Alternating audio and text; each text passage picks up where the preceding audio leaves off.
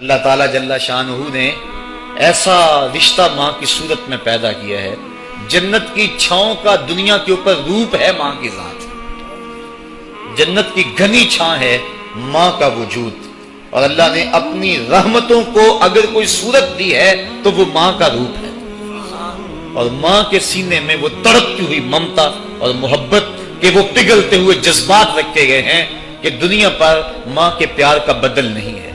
میں کہا کرتا ہوں آج کوئی شے بھی خریدنے نکلیں تو آپ وثوق سے نہیں کہہ سکتے یہ خالص ہے، ہر شے 2 نمبر دستیاب ہے، ہر شے میں ملاوٹ ہے، لیکن ایک چیز آج بھی ملاوٹ سے پاک ہے اور وہ ماں کا پیار ہے۔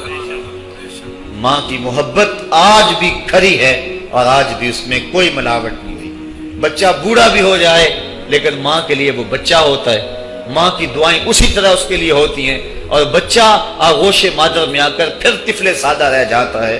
یہ ماں کا پیار اور ماں کی محبتیں۔ ایک شاعر نے ماں کی محبت کا نقشہ کھینچتے ہوئے کیا خوبصورت بات کہی، وہ کہتا ہے مدت ہوئی میری ماں نہیں سوئی تابش، میں نے ایک بار کہا تھا مجھے رات کو ڈر لگتا ہے، کہا سحری کے وقت میں نے ایک بار اٹھ کے رات کو چونک کر کہا تھا مجھے رات کو ڈر لگتا ہے۔ مدت ہوگی اس بات کو، یہ قصہ پرانا ہو گیا ہوا ہے، مجھے بھی بھول گیا ہوا ہے، لیکن میری ماں رات کو نہیں سوتی، میرے بیٹے کو کہیں ڈر نہ لگ رہا۔ یہ ماں کے پیار کا روپ ہے۔ علامہ اقبال جب ان کی والدہ انتقال کر گئیں تو وہ دیار غیر میں تھے، تو اس وقت انہوں نے ایک طویل مرثیہ لکھا اپنی ماں کی یاد میں، جس کا عنوان ہے والدہ مرحومہ کی یاد میں۔ اس کے اندر لکھتے ہیں آہ اب وطن میں ہوگا کس کو میرا انتظار، آہ وطن میں ہوگا اب کس کو میرا انتظار، کون میرا خط نہ آنے سے رہے گا بے قرار، آرزو لے کر تیری خاک مرکد پہ آؤں گا، اب دعائے نیم شب میں کس کو میں یاد آؤں گا، کون پچھلے پیر اٹھ کے دعا کرے گا۔ ہر ایک سے کہنا پڑتا نا جناب دعا کرنا، مولوی صاحب سے بھی عرض کرنا پڑتا حضور دعا میں یاد رکھنا، پیر صاحب سے گزارش کرنا پڑتی ہے جناب مجھے دودھ راتوں میں اور چاندنی راتوں میں مجھے یاد رکھنا، حاجی کو معتمر کو کہنا پڑتا جناب دیار حرم میں جا رہے ہو اور دیار حبیب میں جا رہے ہو وہاں مجھے دعاؤں میں یاد رکھنا، سین حرم میں بھی اور جالی کے سامنے بھی، ہر ایک کو کہنا پڑتا ہے کہ مجھے دعاؤں میں یاد رکھنا۔ کبھی ماں کو بھی کہنا پڑا ہے کہ امی دعاؤں میں یاد رکھنا۔ ماں کے ہاتھ ویسے اٹھے رہتے ہیں، اور جب ماں کے ہاتھ اٹھ جائیں اجابت کے سارے دروازے کھل جاتے ہیں۔ میں نے پڑھا کتب حدیث میں جو دعائیں رد نہیں ہوتی ان میں سے ایک ماں کی دعا ہے، جب ماں ہاتھ اٹھا دے تو جنت کے سارے دروازے کھل جاتے ہیں، اور یہ لازمی نہیں ہے کہ ماں رابعہ بصریہ ہو تو پھر ہی اس کی دعا قبول ہوتی ہے۔ اپلے تھاپتی ہوئی ماں اور لیپا پوتی کرتی ہوئی ماں جو ہے وہ مٹی سے بھرے ہوئے ہاتھ اٹھا دے تو اللہ ان ہاتھوں کو بھی خالی نہیں موڑتا۔ ماں جب بولتی ہے تو اس کے لہجے میں جبریل بولتا ہے، ماں جب مسکراتی ہے لگتا ہے جنت کی ساری کلیاں کھل اٹھی ہیں۔ ماں کے چہرے کی رونق اور ماں کے چہرے کی جو ہے وہ خوشی بیٹے کے دل کو حقیقی قرار اور حقیقی تسکین دیتی ہے۔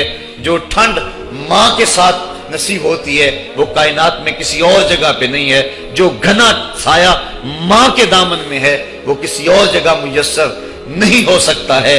وہ کیا کہا تھا کسی نے کہ 5 سٹار ہوٹلوں میں کھانا کھانے میں وہ لذت کہاں جو چولہے پر بیٹھ کے ماں کے ہاتھوں سے پکی ہوئی چپاتیاں کھانے میں آتا ہے۔ عالی جناب حضرت صاحب کیا کیا اسٹیٹ سیکرٹری نام لیتے ہیں، لیکن وہ لطف کہاں جو ماں اوئے ببلو اوئے پپو اور اوئے مٹھو کہہ کے پکارتی ہے۔ جو مٹھاس ان لفظوں کے اندر ہے وہ بڑے اور بھاری اور بھرکم الفاظ اور خطابات کے اندر کہاں ہے۔ اونچی کرسی پہ بیٹھنے کا وہ لطف نہیں ہے جو ماں کے قدموں میں بیٹھنے کا ہے۔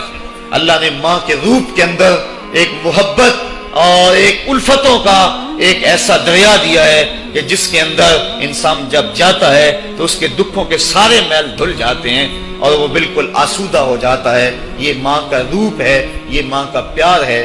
تو ماں کا بچھڑ جانا، اس دنیا سے چلے جانا، یہ ایسے ہی ہوتا ہے جس طرح کوئی بندہ گھنے سائے میں کھڑا ہو تو اچانک اس کو دھوپ میں کھڑا کر دیا جائے، پھر اسے پتا چلتا ہے کہ کتنا گھنا سایہ تھا۔ جس طرح درخت ساری دھوپ اپنے اوپر سہتا ہے اور جو اپنے نیچے کھڑا ہو اس کو ٹھنڈک دیتا ہے، اسی طرح ماں باپ سارے دکھ اپنے اوپر سہتے ہیں لیکن اپنی اولاد کو ٹھنڈک پہنچاتے ہیں۔ ماں باپ کے اس دنیا سے چلے جانے کے بعد پتہ چلتا ہے کہ میں کتنی گھنی چھاؤں سے کس کڑاکے دار دھوپ میں آ گیا ہوں، اور میری زندگی کے اندر کتنے دکھوں کا زہر گل رہا ہے، جو زہر پہلے ماں ہمارے قریب نہیں آنے دیتی تھی، جو باپ ہمارے قریب نہیں آنے دیتا تھا، وہ اپنی باہوں میں اور اپنے سینے میں ان غموں اور دکھوں کو سمیٹ لیا کرتے تھے۔ تو ماں کا بچھڑ جانا، ماں کا اس دنیا سے چلے جانا، یہ بہت بڑا سانحہ ہوتا ہے۔ ساری زندگی انسان ماں کی خدمت کرتا رہے تو بتاؤ ماں کی خدمتوں کا بدلہ دے سکتا ہے؟ ماں کے پیار کا صلہ دے سکتا ہے؟ عرض کی گئی کہ میں اپنی ماں کو اپنے کندھوں پہ اٹھا کر کے حج کروایا ہے اور سائی اور کعبۃ اللہ کا طواف کرایا ہے، اور حالت یہ تھی کہ اگر چٹان کے اوپر گوشت کا ایک ٹکڑا ڈال دیا جاتا تو وہ بھی بھن کے کباب بن جاتا، اتنی گرمی کی شدت تھی۔ کیا میری ماں نے میری جو خدمت کی، میری کفالت کی، مجھے دودھ پلایا، مجھے جنم دیا، تو میں نے کیا ماں کی خدمتوں کا صلہ دے دیا ہے؟ تو جواب آیا، تو نے ابھی اس کی ایک مسکراہٹ کا بدلہ بھی نہیں دیا۔ ماں جب ہنس کے دیکھتی ہے تو جنت کی ساری کلیاں کھل اٹھتی، اور بیٹے کی زندگی ماں کے اس ہنسنے سے جو ہے وہ عبارت ہوتی ہے۔ بیٹے کے لیے ماں کے جو جذبات ہیں، ماں کی جو کہانیاں ہیں، ماں کے سینے میں جو درد کے امٹتی ہوئی ایک کائنات ہے، اس کا کوئی بدل نہیں ہو سکتا۔ ساری زندگی ایک ٹانگ پہ کھڑا ہو کے بندہ ماں کی خدمت کرتا رہے پھر بھی حق ادا نہیں ہوگا۔ ماں ماں ہوتی ہے، اللہ تعالیٰ جل شانہ نے اس کو وہ درجے عطا فرمائے۔ بیٹے کے ساتھ جو پیار ماں کرتی ہے بھلا کوئی کر سکتا ہے؟ کوئی اتنی محبت دے سکتا ہے جتنی ماں محبت دیتی ہے؟ ساری زندگی بھی انسان ان محبتوں کا بدل دینا چاہے تو نہیں دے سکتا، چونکہ ماں کے پیار کا کنارہ ہی کوئی نہیں۔ ماں کی محبت کی گہرائی اور گہرائی کو کوئی ناپ ہی نہیں سکتا۔ سمندر کے پاتال تک تو شاید کوئی پہنچ گیا ہو، لیکن ماں کے پیار کا کنارہ آج تک کسی کو نہیں ملا۔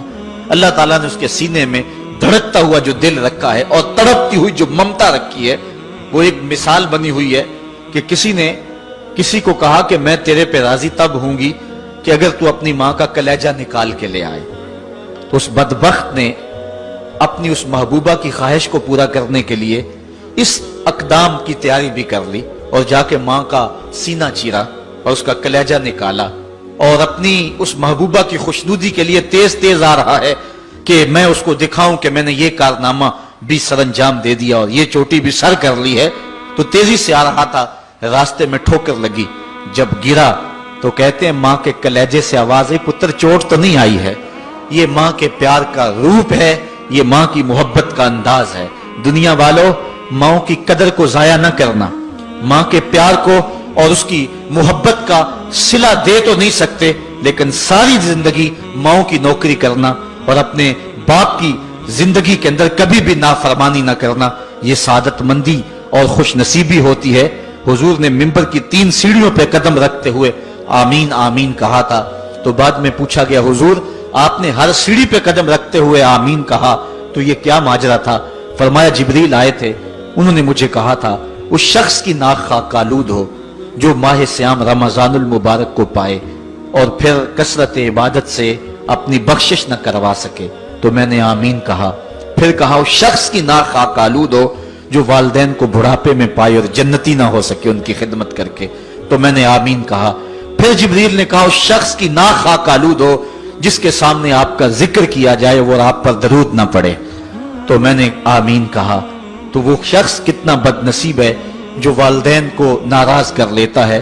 میں کہتا ہوں ساری کائنات ماں کے قدموں تلے ہے، بلکہ میرے محبوب نے جنت کو ماں کے قدموں تلے قرار دیا۔ الجنت تحت اقدام الامہات، جنت ماں کے قدموں تلے ہیں۔ ماں اتنا پیار کرتی ہے کہ جس کا کسی ترازو پہ تول نہیں ہو سکتا، اور اس کے پیار کا صلہ بدلہ ساری زندگی خدمت میں بھی گزار دیں پھر بھی نہیں دیا۔